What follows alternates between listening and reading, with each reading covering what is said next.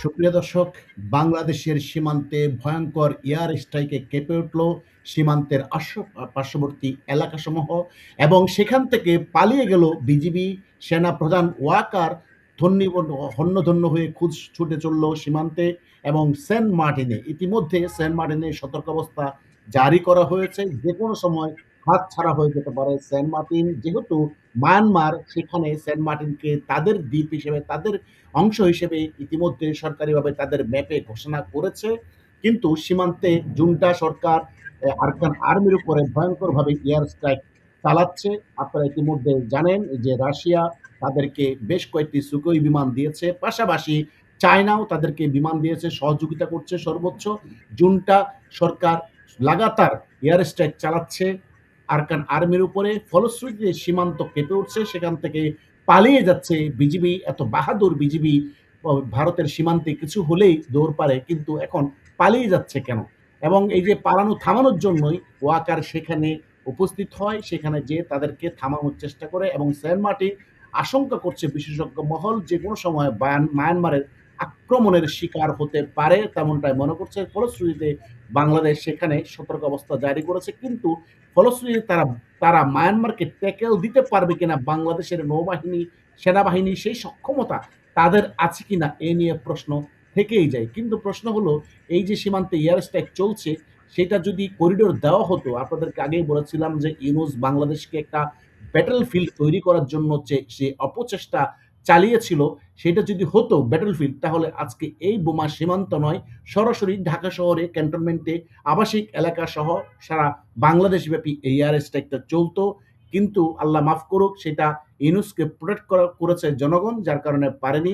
এখানে এই খবরটা সারা বাংলাদেশের সমস্ত মিডিয়া চেপে গেছে, অর্থাৎ ইউনূসের কারণে, ইউনূসের নির্দেশনায় কোনো মিডিয়া এই সংবাদ দেয়নি। হিন্দুস্তান টাইমস এই সংবাদ দিচ্ছে যে বাংলাদেশের সীমান্ত কাঁপিয়ে দিচ্ছে এয়ার স্ট্রাইকে জুন্টা সরকার।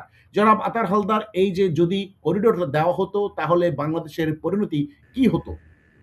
ধন্যবাদ আপনাকে। করিডোর যদি দেওয়া হতো তাহলে এই অবস্থাটা আমরা আরো আগেই দেখতে পারতাম এবং জুন্টা সরকারের যে যুদ্ধ অবস্থা, দেশের যে যুদ্ধ অবস্থা, সেই যুদ্ধ অবস্থা এমন ভয়ঙ্কর পরিস্থিতিতে যাইতো যে এখন আমাদের সীমান্ত, বিশেষ করে টেকনাফ এবং কক্সবাজার, এই পুরো এরিয়াটাই আমাদের রক্ষা করা মুশকিল হয়ে যেত এবং ফলশ্রুতিতে বাংলাদেশ তার সার্বভৌমত্ব হারাতো। এটাই কিন্তু চরম বাস্তবতা ছিল, যার কারণে সমগ্র বাংলাদেশের মানুষ কিন্তু সেটাকে প্রতিরোধ করছে। তখন আমরা কিন্তু এই বিষয়টাকে ব্যাপকভাবে প্রচারে তুলে ধরেছিলাম, মানুষের কাছে পৌঁছে দিয়েছিলাম, যার কারণে বাংলাদেশের মানুষ জেগে উঠেছিল এবং ফলশ্রুতিতে এই জঙ্গি ইউনূস কিন্তু বাংলাদেশের সীমান্তকে এখন পর্যন্ত ভাঙতে পারেনি বা বাংলাদেশের ভূখণ্ড এখন পর্যন্ত হারায়নি। কিন্তু আমরা কিন্তু বাংলাদেশের ভূখণ্ড হারানোর মতো যথেষ্ট পরিমাণ কারণ দেখছি। ইউনূস কিন্তু চেষ্টা করছে যে বাংলাদেশের ভূখণ্ড যাতে কেটে যায়, যেমন ধরেন ফেনী থেকে একটা অংশ কেটে যায়, আবার রংপুর থেকে একটা অংশ কেটে যায় এবং ইউনূস ছোট একটা অংশ নিয়ে সেটার রাজা থাকবে সারা জীবন। সেই স্বপ্নে সে বিভোর এবং সেই স্বপ্নে সে আমেরিকা এবং ভারতের সাথে, আমি মনে করি, যৌথ প্রযোজনায় এই ধরনের ঘটনা সে চালানোর চেষ্টা করছে, কিন্তু দেশের জনগণের সচেতনতায় সেটা আসলে সম্ভব হচ্ছে না। এখানে আরেকটা বিষয়, হিন্দুস্তান টাইমস বলছে যে রাতভর সংঘর্ষের বিষয়ে বিজিবি জানায় ঘটনাগুলো বাংলাদেশের ভূখণ্ডের ভেতরে ঘটেনি। যদি ভেতরে না ঘটে তাহলে তোমরা পালিয়ে গেলা কেন? চোরের মতো তোমরা সীমান্ত থেকে পাহারা না দিয়ে পালিয়ে গেছো। রিপোর্ট অনুযায়ী এই সংঘর্ষের ঘটনা ঘটেছে মায়ানমার সীমান্ত থেকে আনুমানিক ১৩ কিলোমিটার ভিতরে বালিবাজার এলাকায়। এদিকে দাবি করা হয় বিগত ৩ দিনে সংঘর্ষের আঁচ বাংলাদেশেও এসে পড়েছে। গত ১ মাসে নাকি অন্তত ৪ বার মায়ানমার থেকে গুলি ছুড়ে এসে বাংলাদেশে বিঁধেছে। এদিকে কয়েকদিন আগেই সংঘর্ষে প্রায় ৩০ জন সাধারণ মানুষ প্রাণ হারায় মায়ানমারের মংডু এলাকায়। এইসবের মাঝেই সম্প্রতি এক মিনি ট্রাকে করে সামরিক সরঞ্জাম নিয়ে যাওয়ার সময় গ্রেফতার করা হয়েছিল ৩ যুবককে। তারা বস্তায় করে ম্যাগাজিন রাখার পকেটে নিয়ে যাচ্ছিল। এর আগে ২০২৫ সালে মার্চে কক্সবাজার আরাকান আর্মির ৬০ জোড়া পোশাক ধরা পড়েছিল। সে সময় মনে করা হচ্ছিল অন্তর্ঘাতমূলক সন্ত্রাসী কর্মকাণ্ডে ব্যবহারের জন্য এই পোশাক তৈরি করে রোহিঙ্গা ক্যাম্পে পাঠানো হচ্ছিল। এদিকে সম্প্রতি জানা যায় রাখাইন ও সীমান্ত লাগোয়া পার্বত্য জঙ্গলের গভীরে রোহিঙ্গা জঙ্গিদের সামরিক প্রশিক্ষণ চলমান। এমন পরিস্থিতিতে যদি রোহিঙ্গারা যদি বাংলাদেশের ভিতরে এরকম প্রশিক্ষণ ইউনূস অর্থাৎ বাংলাদেশের সেনাবাহিনী দেওয়ায়, তাহলে তো এই বাংলাদেশের অভ্যন্তরে এয়ার স্ট্রাইক চলবে, তাই নয় কি? দেখেন, জুমটা সরকার যে জায়গাটাতে আছে, আপনি দেখেন দীর্ঘদিন ধরে সে কিন্তু আমেরিকার কোনো চাপও কিন্তু মানছে না। কারণ হচ্ছে তার পাশে চায়না রয়েছে, তার পাশে রাশিয়া রয়েছে। সুতরাং বাংলাদেশ এই করিডোরের নামে যে কথাটা চালু ছিল সেটা যদি দেওয়ার চেষ্টা করত, তাহলে অবশ্যই জুন্টা সরকার বাংলাদেশের সাথে যুদ্ধ ঘোষণা করত এবং বাংলাদেশে ভিতরে অভ্যন্তরেও সে বিমান হামলা চালাতো, কারণ বিমান শক্তি কিন্তু তার না, পর্যাপ্ত। এখনো তো জুন্টা সরকার সময়ের অপেক্ষা, যেহেতু রোহিঙ্গারা সেখানে সশস্ত্র সংগ্রাম করছে রোহিঙ্গাদের দমন করার জন্য।